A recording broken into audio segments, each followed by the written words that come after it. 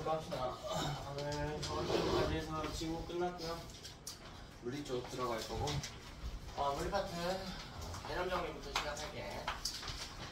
많은 친구들이 물리 파트들 어려워하는데 객관적으로 어려운 파트가 아니에요. 통합과 다르게 물리는 제가 모바일에서 이야기하는 게 아니고요. 절대 어려운 과목이 아닙니다.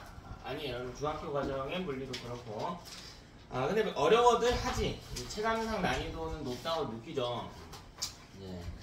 본인이 왜 어려운지 좀 아는 게 중요할 텐데, 개선해야 될 부분이 무엇인가 아는 게 좀 중요할 텐데, 90% 이상의 학생들이 자, 물리가 왜 어렵니? 라고 물어보면 이런 식으로 대답을 해요. 계산이 어렵대. 계산이 어렵다. 여러분 그 수능까지 보는 물리까지 다 합친다고 해도 쓰는 수학적인 공식들이 뭐밖에 없냐면 뭐 기껏해야 루트 정도밖에 없어요. 루트를 못 풀 리는 없고, 계산이 어려운 게 아니고 계산식을 못 세우는 것이죠. 그럼 계산식이 어디서부터 출발하는 거냐면 전부 다 우리가 기본적인 정의하고 공식에서부터 출발하는 거야. 근데 이 정의랑 공식을 외우지도 않고 물리가 어렵다고 하는 게 이게 좀 어불성설인 거야. 이걸 안 외우니까 어려운 거예요. 이걸 외우지도 않고 자꾸 문제부터 막 쳐다보니까 어려운 거야. 동찬이 물리 좋아하니?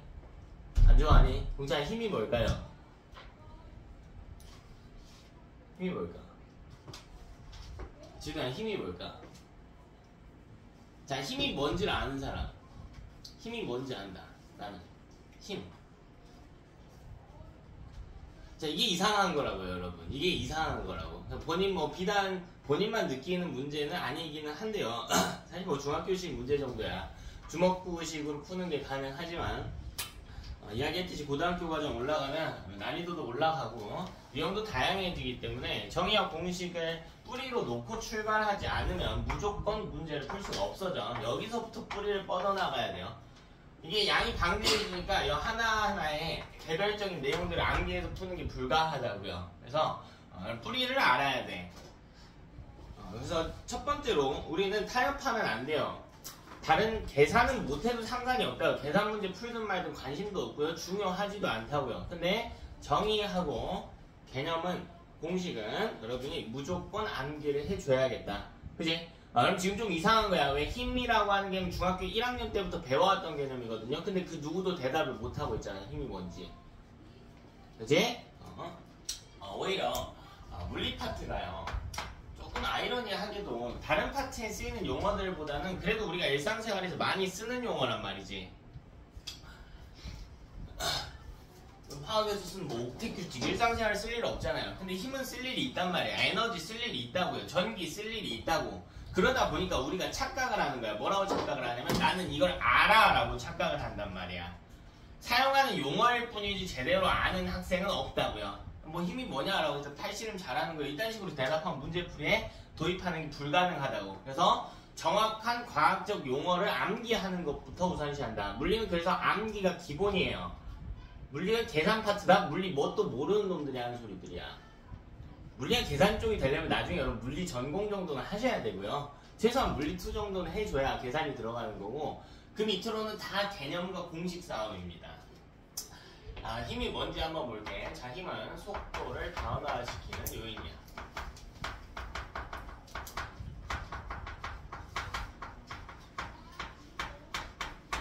정확하게는 물체의 모양이나 속도를 변화시키는 요인인데, 모양 변화시킬 일은 고등과정엔 없기 때문에 심플하게 속도를 변화시키는 요인이다 라고 할게요. 자, 이건 알아야 된다고. 이걸 모르고 자꾸 문제만 푸니까 안 늘어요. 물리는 절대 늘 수가 없는 구조야. 외워야 돼요. 다음 주에 제가 똑같이 물어볼 거야. 정말 마음이 아프게도 일부 학생들한테는 불행이고 일부 학생들한테 다행이겠지만, 제가 이렇게 개념이 중요하다라고 하는데도 집 가서 안 보는 놈들이 있어. 꾸득꾸득 밑으로 내려가려고 하는 놈이 있어. 자, 본인이 그런 학생이 되지 않도록 주의하십시오. 신경 쓰세요. 집에 가서 잔소리 많이 했지 그 양반이. 정의 외워야겠다. 힘이 뭔지 다시 외워야겠다. 그치? 물어보면 힘이 뭐야? 라고 이렇게 하지 말고요. 힘은 속도를 변화시킨 요인이에요. 라고 바로 튀어나올 수 있게 외우라고요. 제대로 외우세요. 자, 그럼 몇 가지 힘과 관련된 표현의 예시를 적어봅시다. 자, 첫 번째, 힘이 작용하지 않는다. 일어난다. 자, 이게 무슨 표현인가 하고 설명을 해볼 겁니다.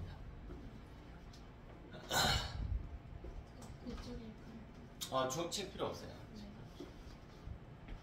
노트 빌리세요.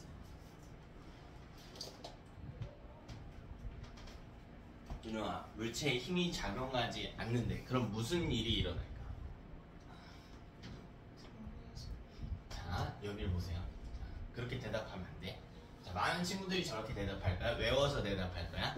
자, 여러분 다시 물리 처음부터 다시 할 거예요.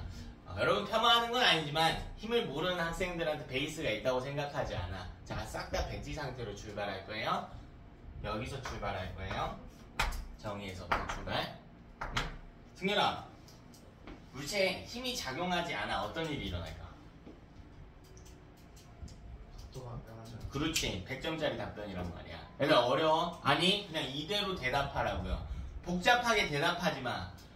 답을 한 방에 팍 내려고 하지 마세요. 절대 과정을 놓치지 마. 여기서 출발하는데 답을 여기까지 내려면 중간 과정들이 있어야 된단 말이야. 이 과정을 스킵하고 답만 예쁘게 대답하지 말란 말이야. 이게 최악의 습관이에요, 공부할 때. 최악의 습관이야. 이런 습관들이 있다면 다 뜯어 고치셔야 돼. 왜 그렇게 되니? 라고 했을 때 대답할 수 있는 답변이 나와야 돼. 정의로부터 출발하면 돼. 아주 심플하게. 힘은 속도를 변화시킨 요인이래. 그럼 힘이 작용하지 않으면 속도가 변화하지 않아. 속도가 변화하지 않습니다. 속도가 변화하지 않아. 다른 표현은 속도가 일정하다라고 이야기할 수도 있겠죠. 우리 이런 운동은 등속 직선 운동이라고 해요. 근데 아까 힘이 뭐야? 라고 했을 때 등가속도 운동이다 라는 답변이 나왔거든. 다 틀려도 괜찮아요. 틀려도 괜찮다고 해서 자꾸 입 밖에 내봐야 돼. 중간 과정이 없다면 이런 식으로 오답들이 나올 수가 있다. 자, 그럼 물체에 힘이 작용한다 라고 해봅시다. 그럼 이때는 속도가 변화한다 라고 이야기할 수 있겠지. 물체에 힘이 작용하면 무슨 일이 일어난다? 속도가 변화한다. 왜? 힘은 속도를 변화시키는 요인이니까. 힘은 속도를 변화시키는 요인. 자, 많은 친구들이 뭐라고 대답하냐면 힘이 뭐야? 라고 했을 때 힘이 작용하면 어떻게 되니? 라고 했을 때 물체를 움직이게 해요. 힘은 물체를 움직이게 하는 것이에요. 라고 답변을 한단 말이에요. 발레를 한번 들어봅시다. 저한테 물체가 하나 있다고 해봅시다. 자, 제가 이 물체에 힘을 줘서 앞으로 던져볼게요. 저는 지금 이 물체를 움직이게 했죠. 맞니? 자, 근데요, 이 연필이 내 쪽으로 날아오고 있대. 내가 이번엔 뭐 할 거냐면 힘을 줘서 잡아볼게. 자, 그럼 제가 힘을 준 행위가 이 연필을 움직이겠나요? 아니요, 오히려 어떻게 했죠? 멈추게 했지. 그럼 힘은 물체를 움직이게 하는 거야? 아니죠. 그럼 두 상황이 통용될 수 있는 표현이 뭐냐? 처음 상황에는 연필이 빨라졌단 말이지. 속도가 증가했어요. 자, 두 번째 상황에는 연필이 느려져서 정지한 것 뿐이야.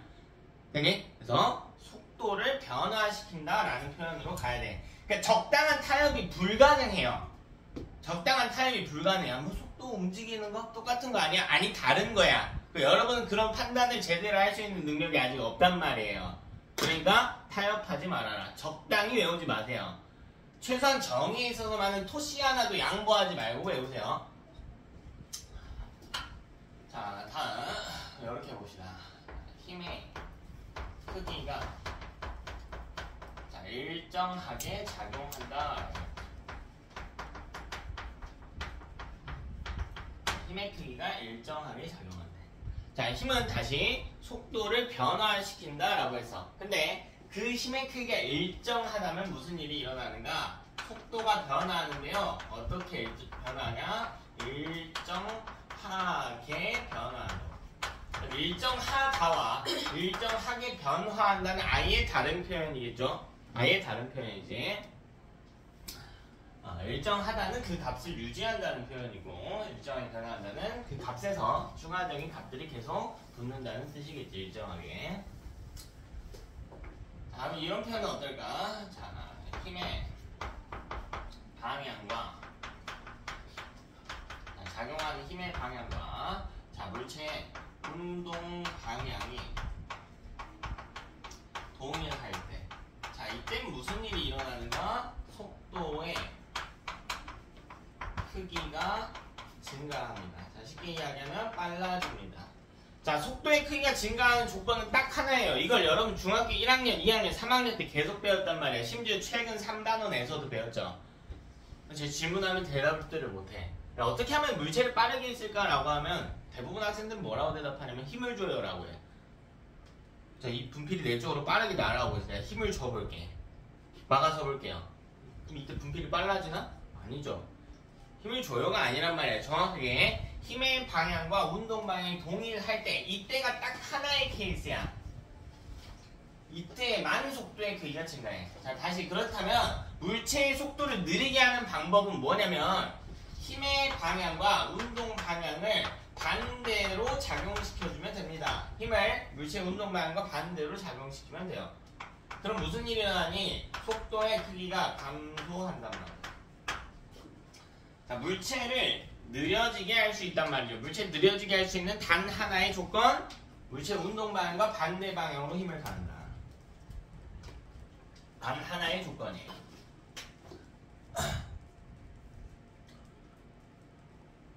정의를 그대로 대입을 시켜서 각자의 예시에도 도입시켜 볼 수가 있겠다. 자, 다음 개념 바로 출발합니다. 자, 첫 번째는요, 거리라고 하는 값입니다. 거리. 플레임으로는 총 이동 거리, 이렇게 쓸 수도 있겠죠? 총 이동 거리. 자, 그럼 이 거리라고 하는 건 대체 무슨 표현인가? 자, N은 물체가 이동한 경로의 총 길이를 이야기합니다. 물체가 이동한 경로의 총 길이를 이동해요.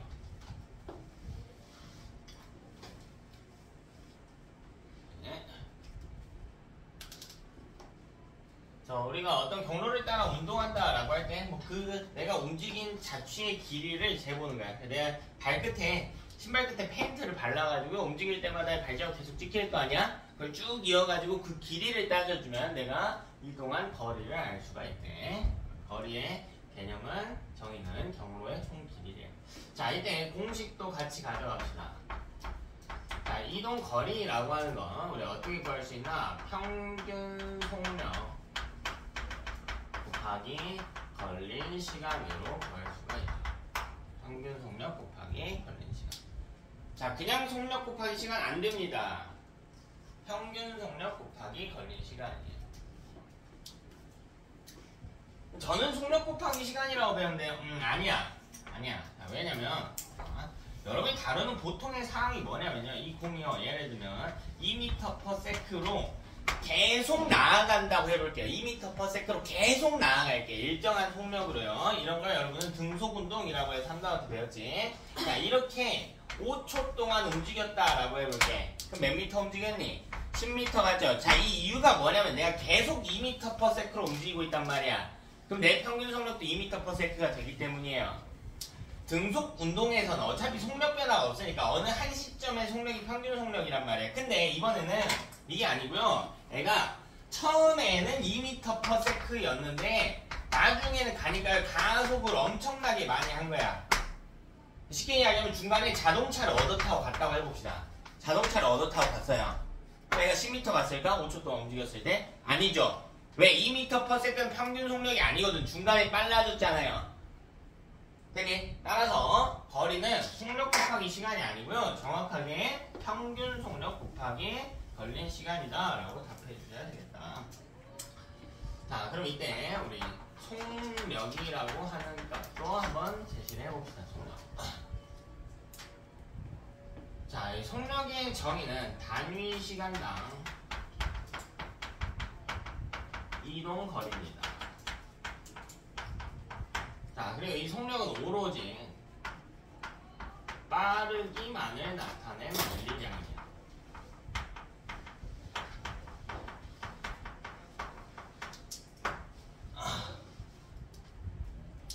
빠르기만을 나타낸 물리량을 지칭합니다. 이게 속력이죠. 빠르기만을 나타낸다고. 그럼 다른 표현도 있나요? 네, 있어요. 뭐냐면 방향이에요. 주로 같이 나오는 표현이 방향이야.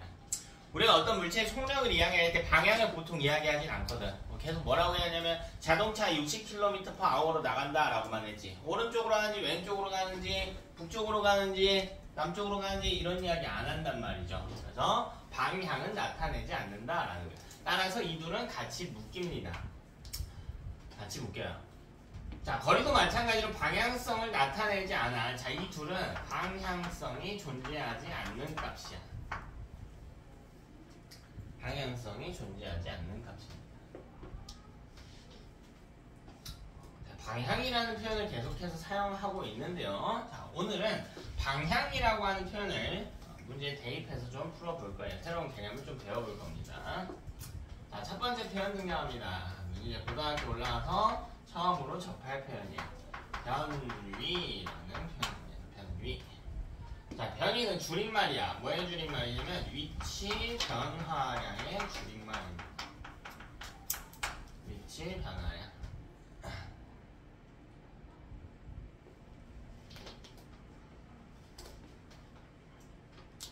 그럼 변위는 뭘 나타내는 것이냐? 자, 이건 최단 경로를 나타내는 값입니다. 이 최단 경로의 길이와 방향을 나타낸 값이야.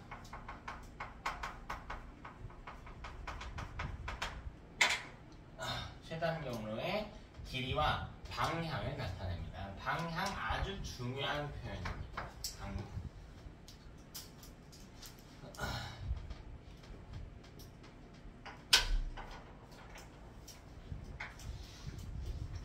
자, 대표적으로 방향이 존재하는 것들이 무엇이냐면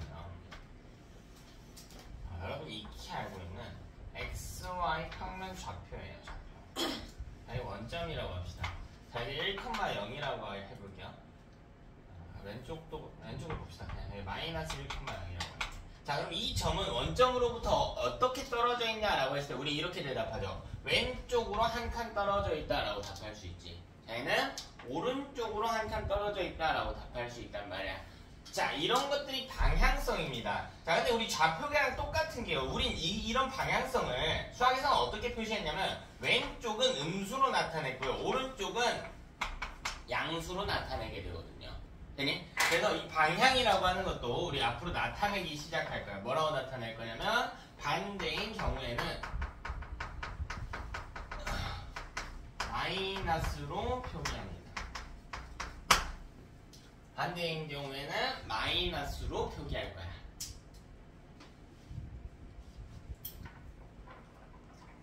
그치? 자, 이제 주의해야 될 상황이 있어. 자, 내 변위가 0이다 라고 해볼게. 이건 무슨 말이냐면 내 위치 변화량이 0이라는 거예요. 내가 움직이지 않았다. 이게 변위가 0이란 표현이야. 되니?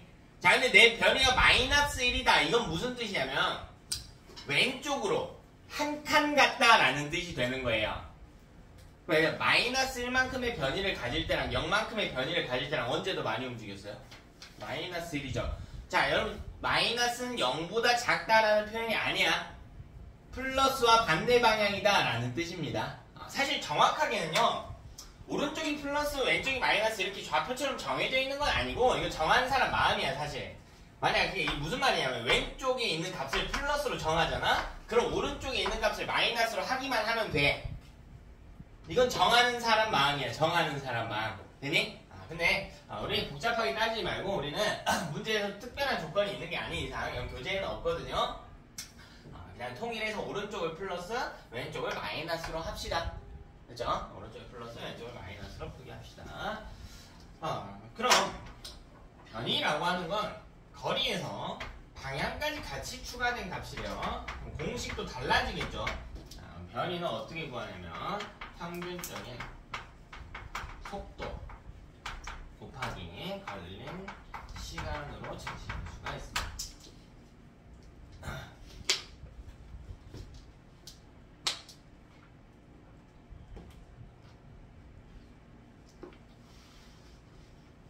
평균적인 속도 곱하기 걸린 시간, 이렇게 쓸 수가 있습니다. 비슷한데 차이가 있네요. 얘는 속력을 곱해주고 얘는 속도를 곱해줬단 말이지. 자, 왜 그런 차이가 나는지 속도를 살펴봅시다. 시간당 변이를 지칭하는 표현이고요. 자, 얘는 빠르기와 방향을 동시에 나타냅니다.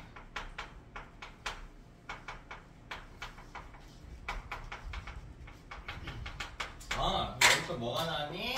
방향이 나왔네요. 방향. 다시 방향이라고 하는 개념이 등장합니다.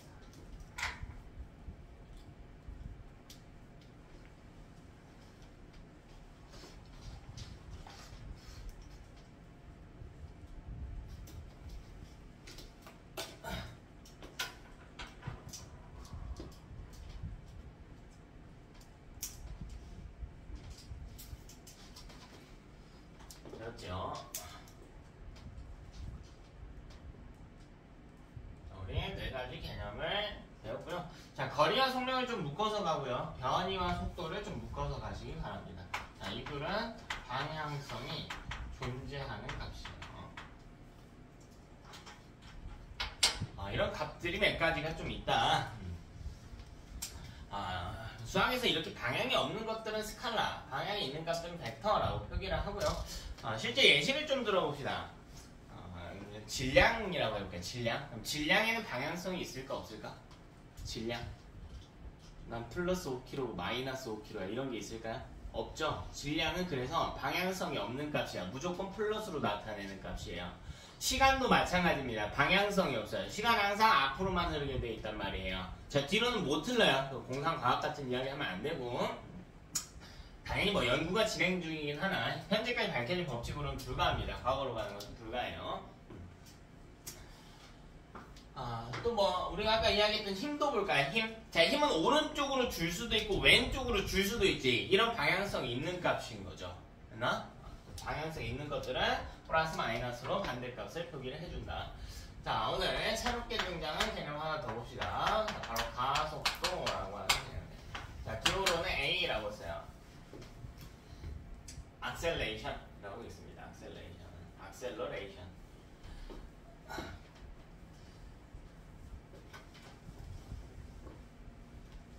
뭐 기본적인 기호는 다 알지. 속력이나 속도는 V로 나타내고요. 이제 거리는 D, 변이는 S로 나타내는데 뭐 그것까지는 됐고.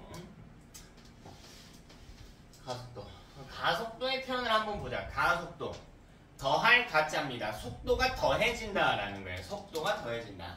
여러분 여기서 착각하는 게 있어. 더해진다라고 하니까 빨라진다라고 생각하는 경우가 있는데 그게 아니고요. 내가 오른쪽으로 3m/s로 가고 있다라고 가정을 해볼게요. 자, 여기다가 내가 플러스 2만큼의 속도를 애한테 더해줄게.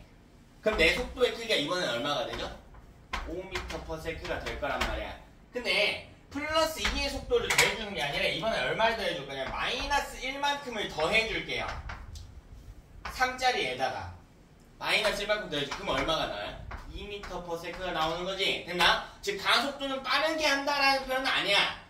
속도를 변화시킨다라고 생각하시면 돼요. 빠르게 할 수도 있는 거고요. 느리게 할 수도 있어요. 정확하게는 어떻게 되는 거냐면 봐봐. 속도의 부호가 양수일 때 가속도의 부호도 양수이면 속도는 빨라지는 거야. 속도의 부호와 가속도의 부호가 동일하면 빨라져요. 근데 속도의 부호가 양수고요. 가속도의 부호가 음수면 느려집니다. 속도의 부호와 가속도의 부호가 반대면 느려지는 현상이 일어납니다. 너무 당연한 이야기야. 내가 오른쪽으로 움직이는데 오른쪽으로 속도를 더해줬대. 그럼 빨라지겠죠. 오른쪽으로 움직이는데 왼쪽으로 속도를 더해주겠대. 그럼 느려지겠죠. 네? 가속도 정의 한번 살펴봅시다. 자, 이건 속도 변화량인데요. 자, 일단 정리합시다. 자, 얘는 1초당 속도 변화량.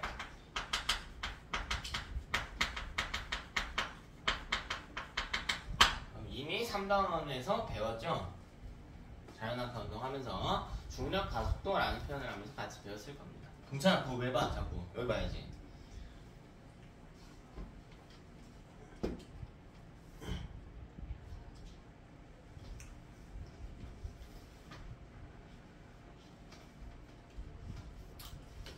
초당 속도 변화량이라는 표현으로 쓸 수가 있다. 자, 일단 공식 적고 설명할게요. 자, 가속도를 구하는 공식은 자, t분의 v 마이너스 v 제곱. 자, 일단 공식 적고 설명할게. 자, 공식 무조건 다 외우라고 했어요. 정의도 외우라고 해서 계산 틀려도 좋다고 했어요. 근데 외우세요. 외워요. 제가 계속 외우란 말을 하죠. 외우세요, 여러분. 외워. 자, 책임감 가지고 외우세요. 책임감 가지고. 학원 보내주는 거 쉬운 일 아니야. 학원 다니는 최소한의 책임감 갖고 외우세요.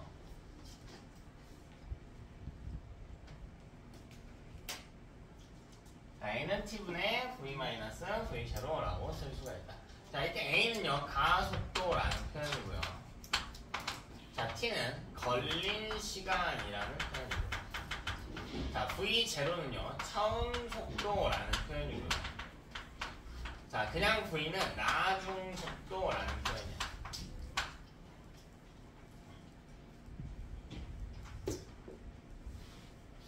그럼 애초에 사실 이 변화량이라고 하는 표현이 뭐냐면 나중 빼기 처음이에요. 변화량이 나중 빼기 처음이에요. 가속도를 다시 해석을 해보면요, 1초당 발생하는 나중 속도 빼기 처음 속도량의 값인 거야. t분의 v-v0 이렇게 쓸 수가 있고, 자, 예시를 들어서 한번 가봅시다. 자, 예를 들면 왼쪽으로요 2m/s의 속도로, 오른쪽으로 2m/s의 속도로 나아가고 있던 물체가 3초가 지났더니 오른쪽으로 14m/s의 속도가 되었다라고 해봅시다.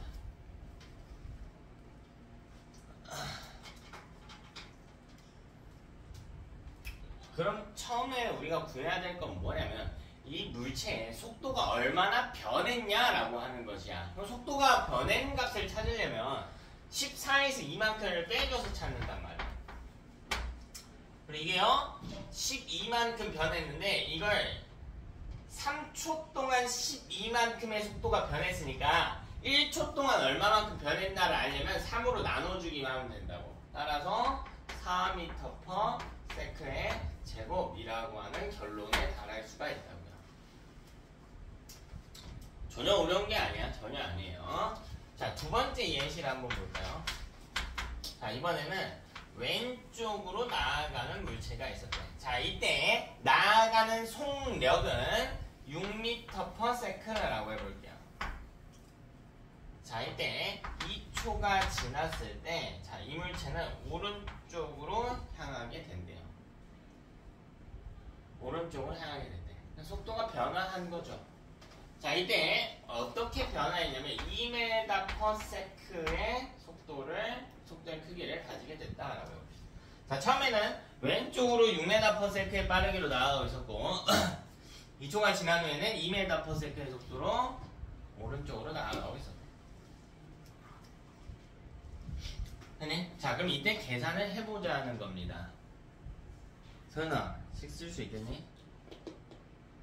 똑같은 형태로 너 꾸려볼래? 해봐, 할 수 있어. 틀려도 돼.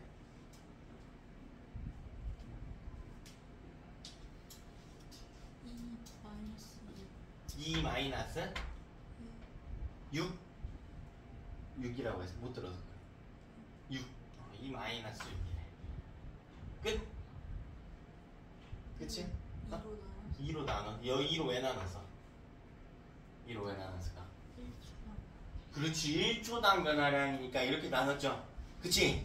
자, 그럼 이렇게 봅시다. 자, 방향성을 계속 생각을 하는 거야. 이거 속도랑 잘 이해를 못 하는데 비율이랑 또 이해를 하더라. 돈으로 해볼까요? 자, 오늘요 제가 집 밖에 나왔는데 나가기 전에 저한테 빚이 있었어요. 빚이 6만 원이 있었다고 해봅시다. 갚아야 돼. 오늘까지 은행에 갚아야 돼. 됐니? 자, 그리고 제가 중간에 오늘 하루가 지났어. 뭔 일을 했는지는 비공개. 그리고 집에 들어갈 때 보니까 빚이 없어졌고요. 내 호주머니에 2만 원이 생겼어. 2만 원이 들어있어. 자, 그럼 난 오늘 하루 동안 얼마 벌었을까? 8만 원 벌었죠. 8만 원 벌었지. 자, 같은 개념인 거야. 자, 여기 마이너스 6이란 말이야. 이게 왼쪽으로 6이라고 적혀져 있는데 내가 그래서 아까 뭐라고 했냐면 왼쪽으로 6의 빠르기로 나아간다라고 했어요. 이건 우리가 표현할 때 6이 아니라 뭐라고 표현해야 돼요? 마이너스 6이라고 표기해 주는 거야. 항상 조심해야 되는 거예요. 됐나? 자, 그래서 이게 아니죠. 이게 아니 2 빼기 6이 아니란 말이야. 정확한 식은 뭐겠니? 2 빼기 마이너스 6이었던 거지.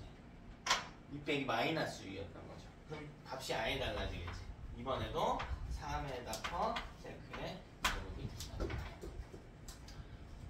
자, 그래서 우리가 상황을 대입해서 생각해 봅시다. 자, 역으로 추론해 볼게요. 자, 가속도가 4예요. 이게 무슨 말이냐면 1초마다 4만큼의 속도가 오른쪽으로 붙는다는 뜻이야.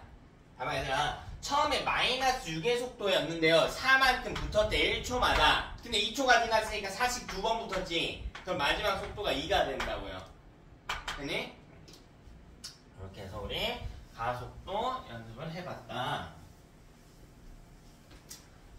뭐 새로운 개념 많이 등장하지 않습니다. 뭐 가속도 정도 하고 뭐 변이, 속도 정도만 등장하니까 잘들 암기하시고요.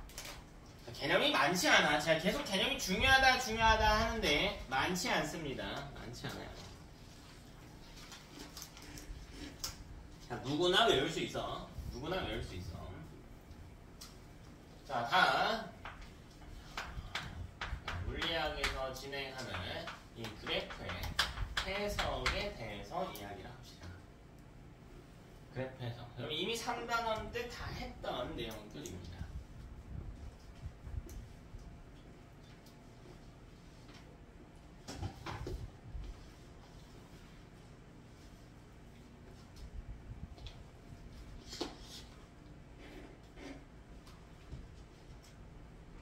그래프에서 바로 넘어갈게요. 첫 번째.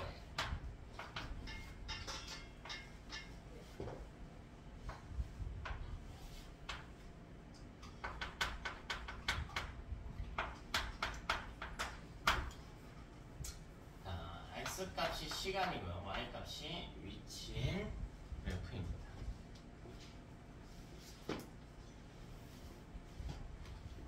그렇죠.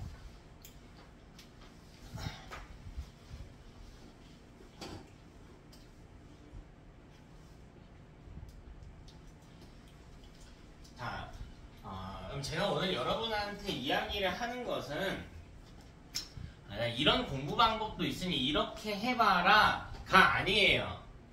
가 아니야.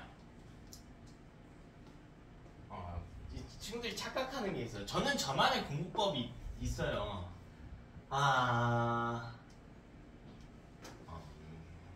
좋은 말이 잘 안 나오는데 여러분 정석적인 공부 방법은 항상 존재해. 여러분이 어느 정도 궤도까지는 무조건 정석적인 루트로 올라와야 돼요. 그리고 이 풀이의 근간에는 항상 정의와 공식이 위치한단 말이야. 이게 물리뿐만 아니라 물리든 화학이든 수학이든 다 국어든 영어든 다 여기서 출발한단 말이야. 모든 과목은 다 여기서 출발한다고.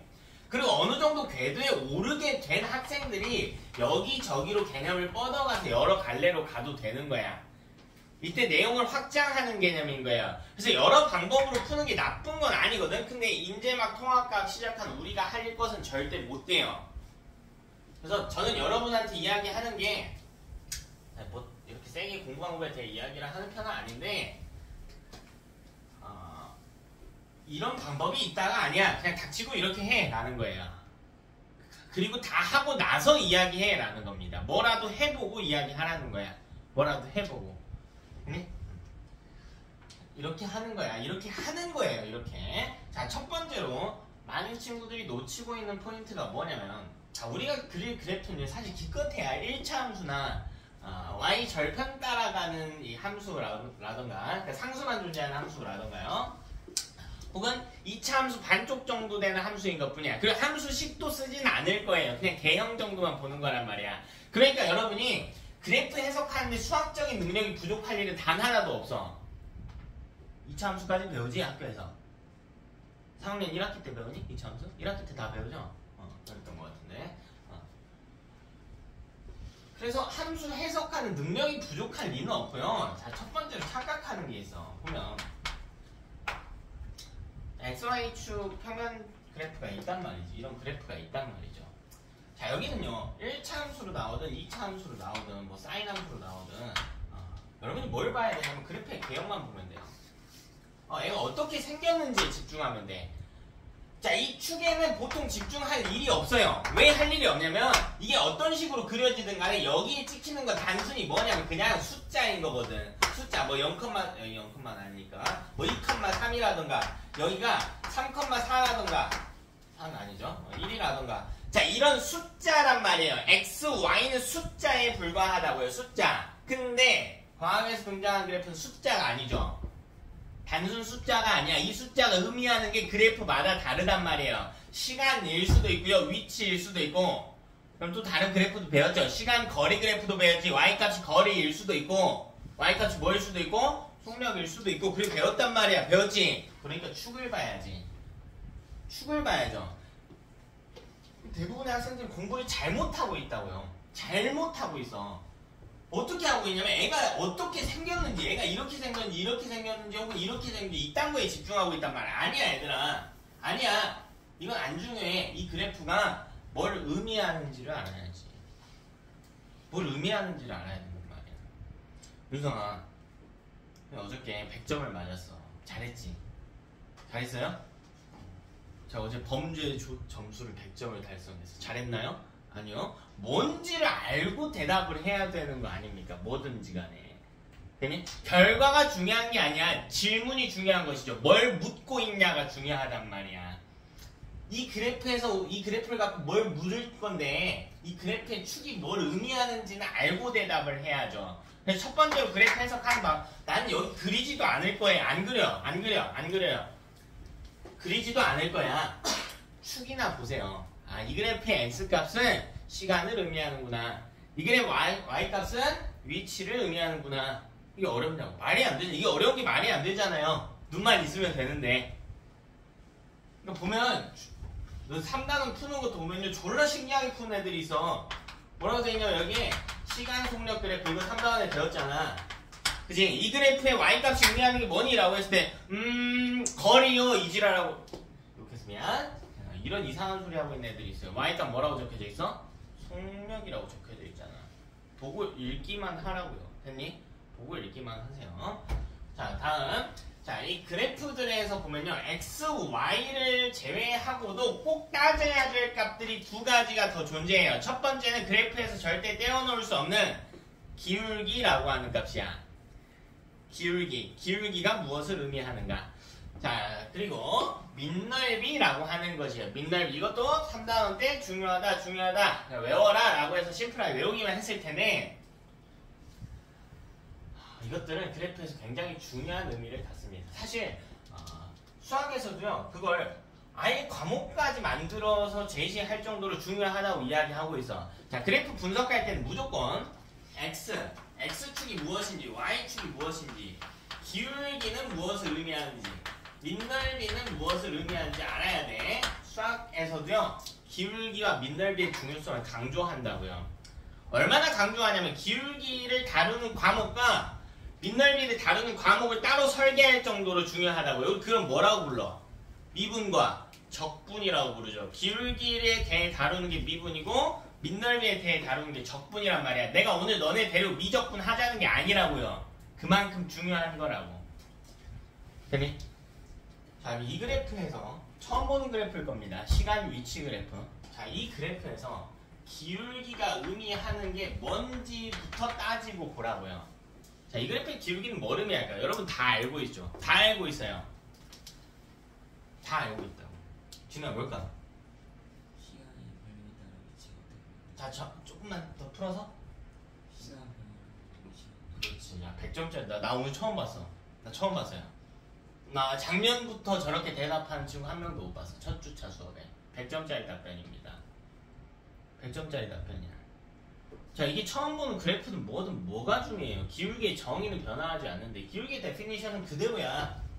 기울기를 우리 어떻게 따져요? X축에 변화량 분의 Y축의 변화량 이렇게 따지잖아. 뭐 수학생들마다 뭐 증가량 이라는 표현을 쓰기도 하지만 증가량이든 변화량이든 그러니까 어떤 그래프가 나와도 상관이 없다. 이걸 이상하게 외우는 게 아니야. 이걸 이상하게 외우는 게 아니라고요. 그냥 종종 보면 이런 애들이 있었다고. 너네 분명 3단원에서 이런 그래프 따졌거든. 시간거리 그래프에서 기울기가 뭘까라고 하면은 속력이요 이러고 있어. 왜 속력이라고 답하냐면 대부분 마인드가 이렇다. 시간거리 아니니까 속력이겠지 이러고 있다고요. 그러다 보니까 어떤 이슈가 발생하냐. 그럼 시간 속력 그래프에서 기울기가 의미하는 건 뭘까라고 물어보면 뭐라고 답하냐면 거리요 이러고 있다고요. 아니에요. 아니야. 누가 그딴 식으로 풀어 문제를. 아니야. 뭐 아니면 도식으로 찍어서 푸는 게 아니야. 어떤 그래프가 나오든 간에 기울기의 정의는 변하지 않아. 시간 변화량분의 거리 변화량인 것이야. 다시 이 그래프의 기울기는 뭘 의미하니? 시간 변화량분의 속력 변화량인 거야. 이렇게 공부하는 애들이 똑똑한 거지. 뭔지도 모르고 우후죽순 외우기만 하면 뭐해. 그런 애들은 제대로 외우지도 않고요. 따라서 이 그래프의 기울기가 의미하는 건 시간 변화량 분의 그냥 심플하게 시간 변화량 분의 위치 변화량 이거야. 이걸 갖고 하나씩 풀어나가기 시작하면 되는 것이에요. 봐라. 시간 변화량은요 조금 다르게 쓰면 걸린 시간으로 쓸 수 있다. 걸린 시간 정도로 쓸 수 있단 말이에요. 자, 위치 변화량 줄여서 뭐라고 써요? 변이요. 끝났네요. 이게 속도죠. 네? 변이는 걸린 시간 곱하기 속도니까. 공식의 대입만 하면 되지. 변이는 속도 곱하기 걸린 시간이란 말이야. 그치? 요거 여기로 넘긴 거잖아요. 속도인 거죠. 괜찮아? 그래서 속도인 거야. 중간 과정 마음대로 스킵하지 마세요. 공부에 방해됩니다. 선생님 저는 그냥 결과 외웠으니까 그렇게 할게요. 아니요? 엿먹어. 그렇게 하지 마. 중간 과정 스킵하지 마. 실력 안 늘어. 안 늘어요. 자, 다시 이 그래프에서 기울기 찾는 법 설명했습니다. 그대로 대입만 하면 돼. 자, 그리고 이 그래프에서 밑넓이가 의미하는 값이 뭔지 한번 찾아봅시다. 밑넓이는 적분의 개념인데 여러분 이 적분을 해본 적이 전혀 없어서요. 얘는 그냥 심플 암기할게요. 얘는 심플하게 암기할게. 자, 얘는 어떻게 구하냐면 x축 곱하기 y축이라고 하는 값으로 구합니다. 이건 적분의 개념인데 시간이 안 되겠다. 설명하다 15분 정도는 걸릴 것 같아. 넘어갈게. 암기할게.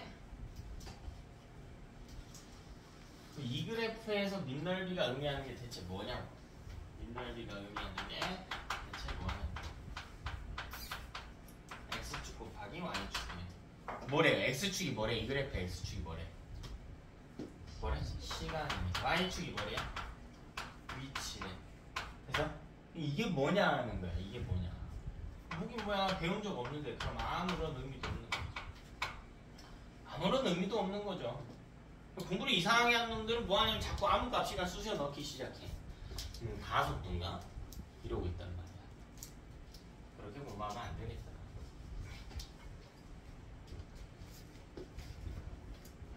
아무 값이나 쑤셔 넣지 말고 제대로 해라. 제대로. 어떻게 생겼는데요? 안 그릴래. 안 그래. 그치? 안 그릴래요. 자, 두 번째 그래프 볼게. 어떤 운동이냐에 따라 다르게 그려지겠죠. 이따 예시 가지고 그리는 건 이따가 할게. 개형은 중요한 게 아니야. 중간에 어떻게 그려졌는지는 단 하나도 중요하지 않아. 자, 두 번째 그래프는요. 속도 시간 그래프예요. 속도 시간 그래프.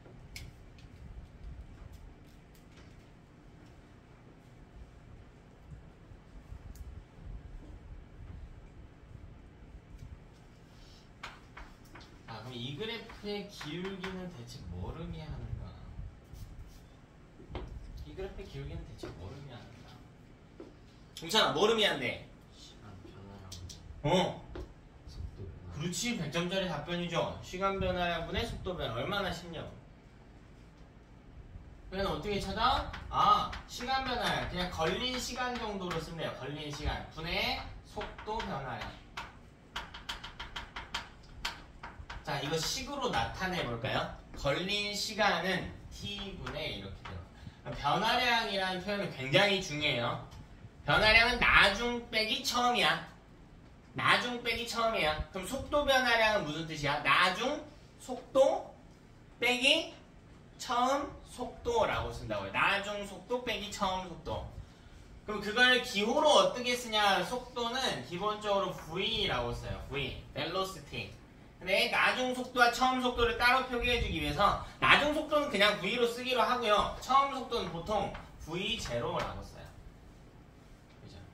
아니면 뭐 그냥 이렇게 써도 돼. 나중 속도는 V 밑에 오른쪽 아래에 나중이라고 써주고 빼기 V 처음 이렇게 써줘도 돼요. 이게 속도 변화량이야.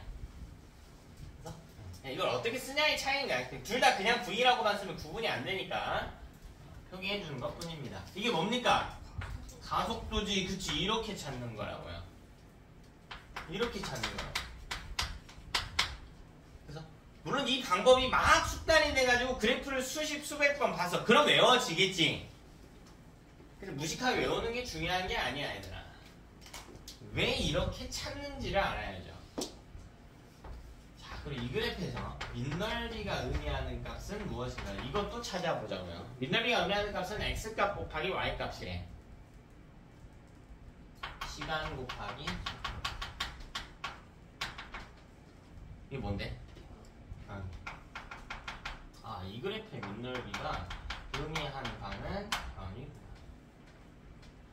얼마나 쉬워. 얼마나 쉬워. 여기 교재에도요 뭐 이런 거 설명이 안 나와 있어. 왜 다 안다고 생각하거든. 알긴 개뿔.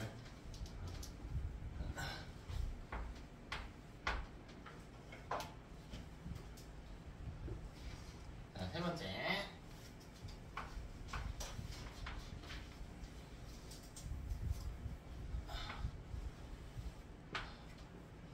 자, 이번에는 시간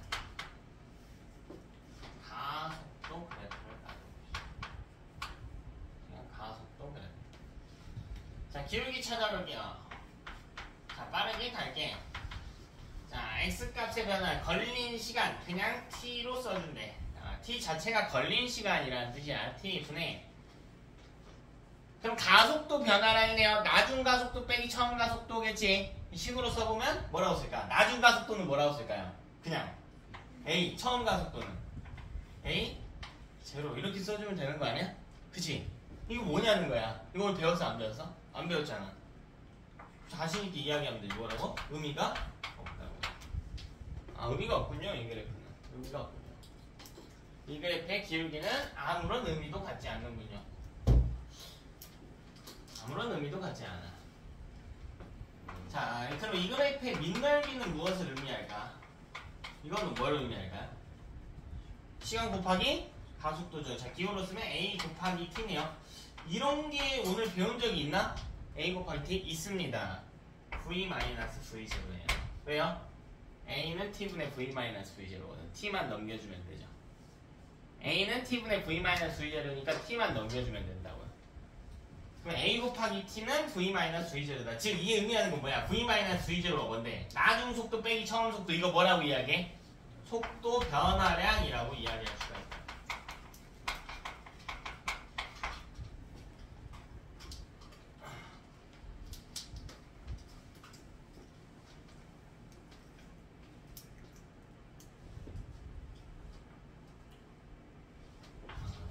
네 번째.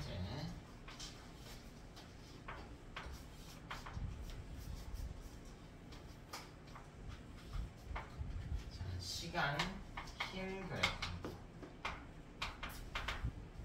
자, 그래프 기울기부터 찾을게. 자, 이 그래프의 기울기는요, 시간 분의. 자, 힘은 기호로 뭐라고 쓰죠? 기호로 뭐라고 쓰나, 힘? F, 그쵸? 자, 파워 안 돼, 얘들아. 파워는 전력을 뜻하는 표현이에요, 과학에서는. 포스예요, 포스. F-F0. 이렇게 쓸 거 아니야. 이게 무엇을 의미하는데? 뭘 의미해요? 뭘 의미해? 아무런 의미도 없지. 아무런 의미도 없죠. 아무런 의미, 오늘 배운 적이 없단 말이야. 그럼 의미 없는 거야. 그럼 자신있게 외웠으면 오늘 배운 건지 안 배운 건지 알 거란 말이야. 안 외운 놈들은 모르지. 그럼 또 찍고 있지. 아무런 의미 없는 것 갖고도 막 찍고 있죠. 자, 그럼 이 그래프의 밑넓이는 뭐 얼음이 아니야? 이건 뭐 얼음이에요? 시간 곱하기 힘. 됐어? 시간 곱하기 힘 곱하기 시간 F 곱하기 T. 이거 오늘 배운 적 있을까 없을까? F 곱하기 T. 없죠? 오늘 애초에 F에 대한 공식을 다룬 적이 없어요. 됐나? 자, 이거 다음 주에 배울 거야. 저거 만들게. I 충격량이라고. 자, 이건 다음 주에 할 거야. 오늘은 몰라도 돼. 그러니까 다음 주에 할 건데 그냥 미리 이름 정도 보는 거예요. I고요. 충격량이라고 있습니다. 다음 주에 할 겁니다.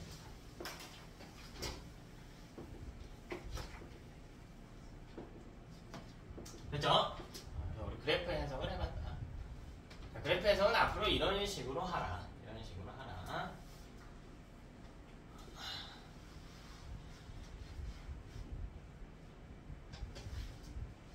네. 오히려 더 쉽지 않니 얘들아? 오히려 더 쉽지 않나요? 아니 내가 오버하는 게 아니고 너네 앞으로 그래프 더 배울 거 아니야? 그래프 나올 때마다 싹 다 암기할 거야?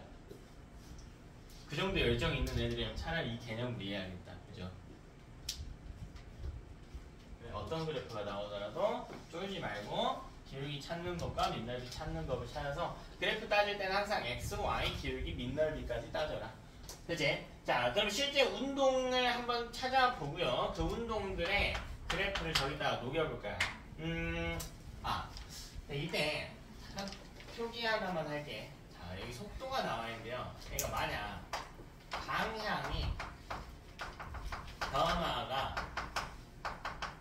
없다면, 자, 속도의 방향의 변화가 없다면 속력과 같은 개념이 됩니다. 속력과 동일한 개념이 되는 거예요. 그치? 이게 무슨 말이냐면 방향이 똑같다면 속력과 속도가요 같은 개념이라고. 왜? 속도는 빠르게 방향까지 표시한 값이거든. 예를 들어보자. 너네 여러분 중3 3단원에서 배웠죠. 자연낙하 운동 배웠죠. 자연낙하 운동. 자, 공의 운동 방향이 계속 어디예요? 계속 어디를 향합니까? 연직 아래 방향만을 향해서 계속 가지. 그럼 그때는 속력과 속도가 어떻다고요? 똑같다고. 그런 그래프에서는 속도를 속력으로 바꿔도 되고요. 속력을 속도로 바꿔도 상관이 없대. 조금만 응용해볼까? 그렇다면 여기 이 그래프에서도 이 위치라고 하는 개념도 마찬가지겠지. 방향의 변화가 없다면 위치랑 같은 개념은 뭘까? 그치, 거리와 동일한 편이 됩니다. 무슨 말인지 알겠죠? 사실 여러분이 배운 그래프가 이 그래프하고 일부 겹칠 수가 있겠다. 방향의 변화가 없는 경우에. 그쵸? 자, 그럼 실제 운동 두어 가지만 살펴보고 싶습니다. 자, 첫 번째 등속 직선 운동입니다. 여러분이 중3 때 배웠죠? 3단원에서 배웠지? 등속 운동이라고 해서 배웠죠? 등속 운동이라고 해서 배웠단 말이야. 근데 잘 생각해봐야 돼. 이때 속은요, 속력이에요. 그냥 속이라고만 쓰면 속력이거든? 이거 무슨 말이냐면 빠르기가 일정한 운동이야. 빠르기만 일정하면 돼요. 속력은 빠르기와 완전히 같은 표현이거든? 내가 일정한 빠르기로 뛰기만 하면 된다고. 일정한 빠르기로. 직선으로 뛰어도 되고요. 원 따라서 뛰어도 돼. 일정한 빠르기기만 하면 돼. 그래서 이 안에서 여러 개로 나눠져요. 예를 들면 등속으로 운동하는데요. 같은 빠르기로 운동하는데 직선상에서 운동하는 우리가 다룰 등속 직선 운동도 있는 것이고, 크게는 등속 원 운동도 있는 것이고요. 혹은 방향이 계속 변화하는 운동이 있겠지. 계속 변화하는 운동도 있겠죠. 자, 이런 것들로 나눠지는 건데 우리는 이 중에서 등속 직선 운동 하나만 다룰 거예요. 등속 직선 운동 딱 하나만 다룰 거예요. 이때 차이점 한번 볼래요? 자, 왜 얘만 다루냐면 등속 직선 운동은 일정한 빠르기로 나아가요. 근데 어느 선상에서 움직인다고 되어 있냐면 직선상에서 움직인다고 되어 있거든. 직선상에서 움직이는 방법은 딱 하나예요. 처음 방향대로 움직일 것인가 반대 방향대로 움직일 것인가 이 이야기야. 자 근데요 내가 뭐 할 거냐 오른쪽으로 3m/s로 계속 움직일 거예요. 오른쪽으로 3m/s로 계속 움직일 거예요. 자 그럼 이때 직선상에서 움직입시다. 자 오른쪽으로 3m/s로 이 빠르기로 움직이던 애가 왼쪽으로 3m/s로 뛸 수 있을까 없을까? 절대 없습니다. 자 왜 없냐면 여러분 방향을 180도 전환하기 위해서는 무조건 아무리 빨라도요 순간적으로 멈춰야만 뒤돌아갈 수 있어. 완벽히 180도 돌기 위해서는 멈춰야 된단 말이야. 근데 내가 계속 3m/s의 빠르기는 유지해야 된단 말이야. 그럼 정지할 수 있니 없니? 없지. 그럼 뒤돌 수 없다는 말과 같아요. 그럼 얘는 같은 방향으로 움직인다까지 표현하는 거야. 포함하는 거야. 그러니까 얘는 빠르기랑 방향이 둘 다 일정한 거예요. 빠르기랑 방향을 동시에 표현하는 거예요. 빠르기랑 방향을 동시에 표현하는 게 속도죠. 됐나? 그래서 등속 직선 운동을 다시 표기해보면 얘는 뭐나 빠르기와 방향이 일정한 운동이다. 이렇게 가는 건데 이거랑 같은 표현이요. 속도가 일정한 운동입니다. 속도가 일정한 운동이에요.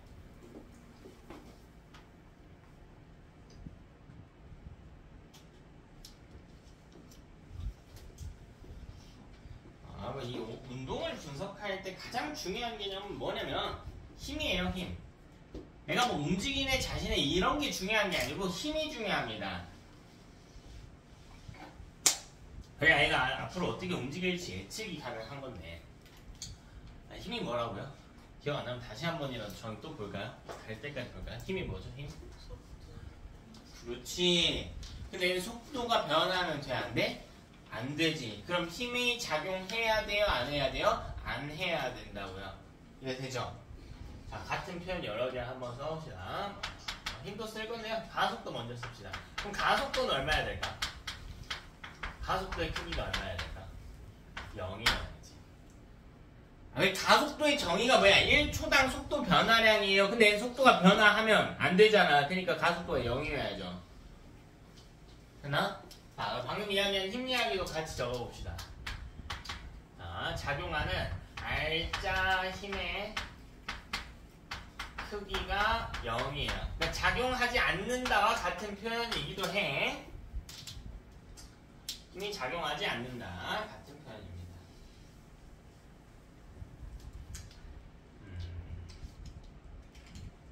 이게 5년 전 수능이었나? 5년 4년인지 잘 기억이 안 나네. 물리학 원 수능 문제 1번에 제시된 적이 있어요. 이거랑 좀 크게 상관없는데 등속 원운동 하는 물체 운동이 있단 말이에요. 등속 원운동. 얘는 이렇게 뛰는 거예요. 원을 뛰는 거야. 일정한 빠르기로 계속 일정한 속력으로 뛰는 거야. 한 바퀴 뺑 뛰는 거야. 이렇게. 그래서 얘는 일정한 속력으로 뛰어요. 그럼 이 물체에 힘이 작용할까 안 할까? 작용해요. 왜 합니까?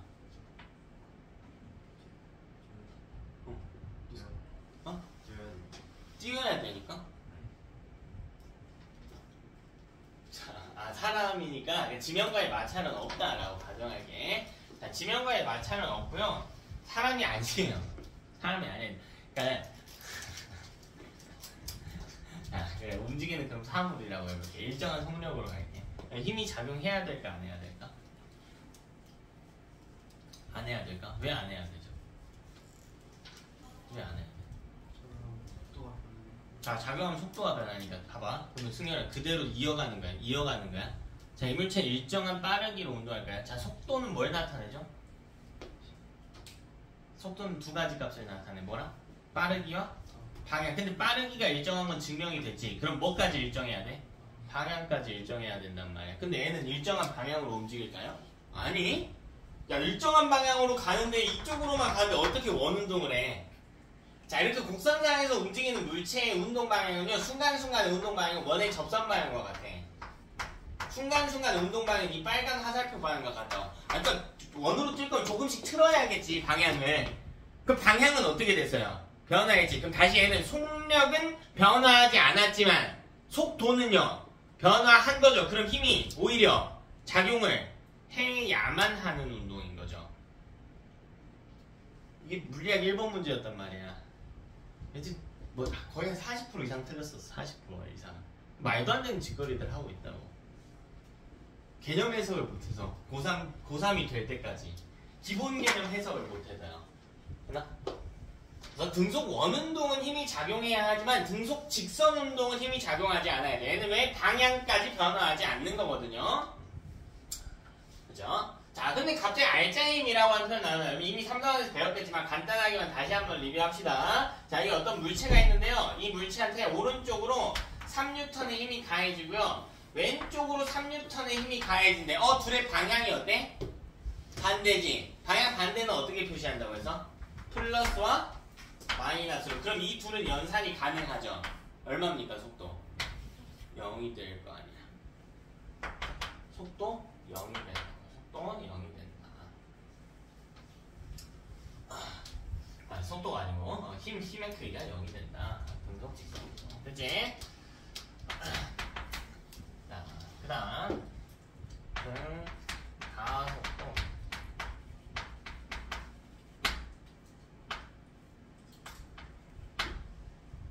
가속도.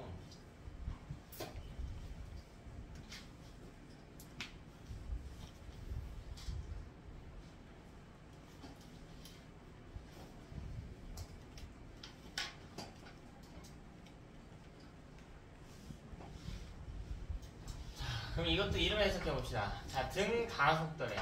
가속도가 일정한 운동이에요. 등 가속도가 일정하다. 가속도가 일정하다. 자, 풀어서 써볼까요? 가속도라고 하는 표현은 1초당 속도 변화량이야. 그럼 이건 1초마다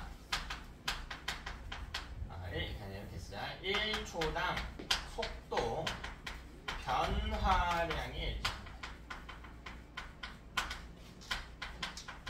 1초당 속도 변화량이 일정하다. 자, 같은 표현 뭐가 되냐면 1초마다 속도가 일정하게 변화한다라는 뜻이 돼요. 속도와 속도 변화량은 다르죠. 이런 표현, 너네 이미 이런 운동을요 3단원에서 배웠다고. 가속도가 일정한 운동 뭐 있었는데? 그 중력가 속도만 받는, 중력가 속도의 영향으로 일어나는 무슨 운동? 자유낙하 운동 배웠잖아. 자유낙하 운동이 등가속도 운동의 한 가지 예시인 것 뿐이야. 가속도가 9.8m/s 제곱으로 일정하단 말이야. 자, 그럼 이건 1초 동안 속도가 얼마씩 변해요?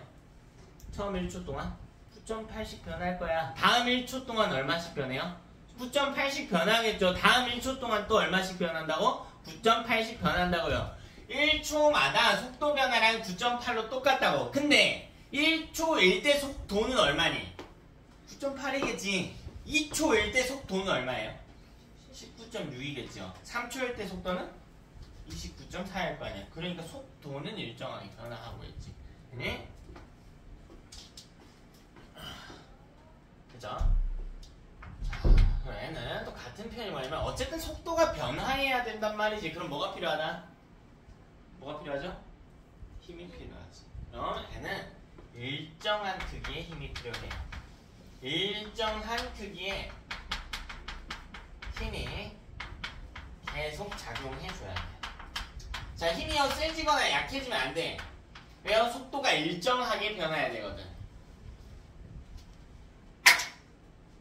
그죠? 이렇게 우리 3단원에서 했던 개념들을 가볍게 리뷰를 해봤어요. 가볍게 리뷰를 해봤어. 자, 이거를 여기다가 그리기만 할게요. 이거를 여기다가 그리기만 할게요. 자, 먼저 등속 직선 운동부터 살펴봅시다. 자, 다시 얘들아. 그려져 있는 걸 외우는 게 아니고요. 그릴 겁니다. 그릴 거예요. 이제 이 개념을 이용해서 자, 먼저 등속 직선 운동 볼게. 자, 첫 번째 특징 뭐가 있냐면요. 속도가 일정하대. 자, 등속 직선 운동하는 물체를요, 그 물체 운동을 시간 위치 그래프에 녹여볼게. 자, 읽는 거예요. x 값은 뭐예요? 시간이죠. y 값은 뭐야? 위치지. 근데 내가 등속 직선 운동에 대해 알고 있는 건 뭐야? 속도가 어떻다고? 일정하다고요. x가 속도입니까? 아니요. y가 속도예요? 아니지. 그럼 뭐 의심해봐야 돼? 기울기 의심해봐야죠. 기울기가 뭐야? 속도지. 그럼 등속 직선 운동하는 물체의 위치 시간 그래프에서 기울기가 일정하게 그려져야 된단 말이야. 그러니까 이런 식으로 그려져야지. 1차 함수꼴로. 이런 게 등속 직선 운동하는 물체의 위치 시간 그래프죠. 이렇게만 나타나는, 아니 이렇게 가도 되지. 기울기만 일정하면 돼. 기울기만 일정하면 돼. 내려와도 상관없어요. 올라가도 상관없고요. 기울기만 일정하면 돼요. 1차 함수 꼬리기만 하면 돼.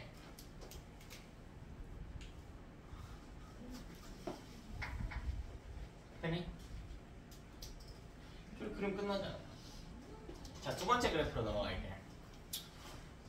자, 그럼 등속 직선 운동하는 물체 속도 시간 그래프는 어떻게 그려질까? 자, 등속 직선 운동은 속도가 일정하다. 근데 이 그래프에서 속도는 뭘로 나타냅니까? 그래프에 y 값으로 나타내지. 그럼 y 값이 일정한 형태의 그래프다. 이게 등속 직선 운동하는 물체의 속도 시간 그래프에 나온다. 올라가니 왜? 올라가면 안 되고 일자로 이렇게 가야 된다. 됐나? 자, 이게 중학교 3학년식 해석이고요. 고등학교 올라가면 조금만 늘려봅시다. 여러분 우리 등속 직선 운동에 대해 아는 게 하나 더 있어. 뭐냐면 가속도가 0이다 라고 하는 거야. 근데 이 그래프에서 가속도를 나타낼 수가 있거든. 그래프에 뭘로? 기울기가 0인 그래프. 같은 해석이죠.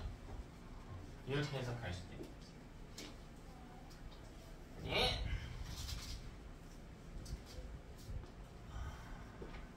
3번 그래프로 갈게요. 가속도 시간 그래프입니다. 등속 직선 운동은 하는 물체는요, 가속도가 0이에요. y 값이 0입니다. y 값이 0이야. 조금만 더 딥하게 해석을 해볼까요? 자, 이거 어려운 해석 아니, 가속도가 0이니까 x축 따라간다고. 그냥 x축 따라간다고. y 값이 처음부터 끝까지 0이라고요. 자, 근데 조금만 더 해석을 해볼게. 자, 임의의 그래프 놓을게요. 임의의 그래프. 아무런 그래프나. 자, 뭐 이렇게 생긴 그래프가 이제. 자, 그래프의 밑넓이가 의미하는 게 뭐였냐면, 이 그래프하고요, 그래프하고 x축이 감싸는 이 면적을 우리가 밑넓이라고 표현을 한단 말이야. 그럼 봐봐. 그래프가 이렇게 그려지고요, x축을 따라간대. 이렇게 간대. 이렇게 간대. 이렇게 간대. 야, 그럼 이 그래프랑 x축이랑 y값이 겹치니까 높이가 0인 도형이 나온 거예요. 이 도형의 밑넓이는 얼마야? 당연히 0이겠죠. 이렇게 그려지는 그래프의 기울기, 밑넓이는 없겠지. 0이겠지. 다시 봐봐. 이 그래프의 밑넓이가 의미하는 게 뭐야? 속도, 변화량이죠. 등속 직선 운동은 속도 변화량 얼마야 되는데? 0이어야 되니까 이렇게 그려질 수도 있겠다. 이런 게 그래프 해석이에요. 그래서 그래프는 압도적으로 여러분이 유리한 게 뭐냐면요, 그려져 있는 걸 보는 게 아니고 새로 그려보는 거예요. 근데 한 번도 그려본 적들 없었을 거야. 3단 하면서 새롭게 그래프 그려가면서 해석하려고 하는 습관들이 없었을 거예요. 너네 잘못이라는 건 아니야. 뭐 그런 시스템들이 잘못되어 있는 거지. 지금이라도 같이 제대로 해보자.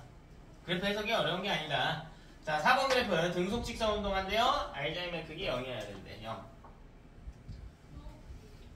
0. 아니?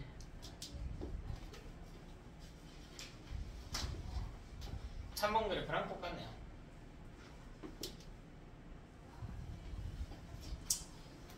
자, 다음 등가속도 운동 볼게. 자, 등가속도 운동하는 물체의 위치 시간 그래프를 그려봅시다.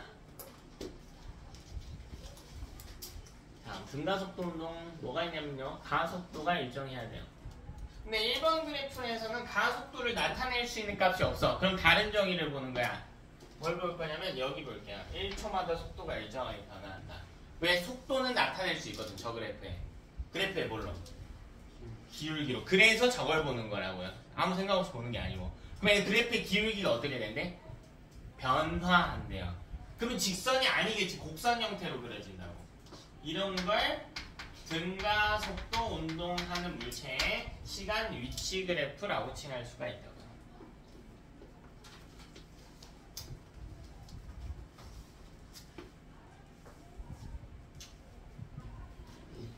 자, 2번 볼게요. 속도 시간 그래프도 그려보래요. 등가 속도 운동하는 물체의 속도 시간 그래프도 그려보래. 가속도가 일정하거든? 근데 얘는 기울기가 가속도야. 기울기가 일정해. 이런 게 등가 속도 운동.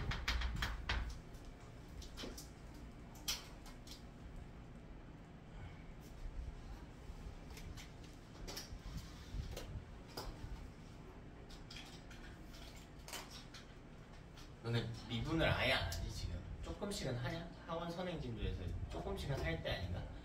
미분한 친구들은 볼 거야. 위치 시간 그래프에서 이걸 미분하면 속도 시간 그래프가 돼요. 이걸 한 번 더 미분하면 가속도 시간 그래프가 돼. 순서대로 해요. 미분 안 한 친구 상관없어. 여기는 1차 함수꼴이잖아. 빨간색만 봐봐. 등속 직선. 미분하면 y절편만 존재하는, 상수만 존재하는 그래프지. 이거 미분 더하면은 그래프에 y값이 아예 0인 그래프가 나오겠죠. 파란 그래프도 보면 2차 함수 반쪽짜리 그래프가 있잖아. 미분하면 1차 함수꼴로 나온다고. 그럼 미분하면, 이거 미분하면 뭐겠니? 상수만 존재하는 그래프겠지. 이렇게 그려지겠죠. 이렇게 해석을 해도 돼. 근데 미분이 필요한 게 아니야. 전혀 필요 없어. 등가속도 운동하는 거 정석으로 해석해볼까? 가속도가 일정하네. 그러니까 3번 그래프는요, y값이 가속도니까 y가 일정한 그래프다. 이렇게 해석하면 되지. 심플하게 이렇게 해석하면 되잖아. 그러니까 너네한테 뭐 수학을 많이 요구하는 게 아니야. 그러니까 이런 이상한 소리들을 막 할 때들이 있는데, 저 수학을 못해서 물리를, 뭔 개소리야. 수학을 못하는 거랑 물리를 못하는 거랑 뭔 상관이에요. 다만 그런 게 있지. 계산을 잘하고 못하고는 중요한 게 아니에요. 그래프를 이해할 수 있는 능력이 있냐 없냐는 중요할 수 있겠지. 그래서 일부 겹치는 부분이 있겠지만, 여러분이 수학을 못한다고 해서 물리를 못할 일은 단 하나도 없어요. 그래프 해석만 제대로 하면 되거든. 자, 마지막 등가속도 운동하는 물체의 힘 시간 그래프 볼게. 이렇게 그려줘야죠. 왜? 일정한 크기의 힘이 작용해야 되거든.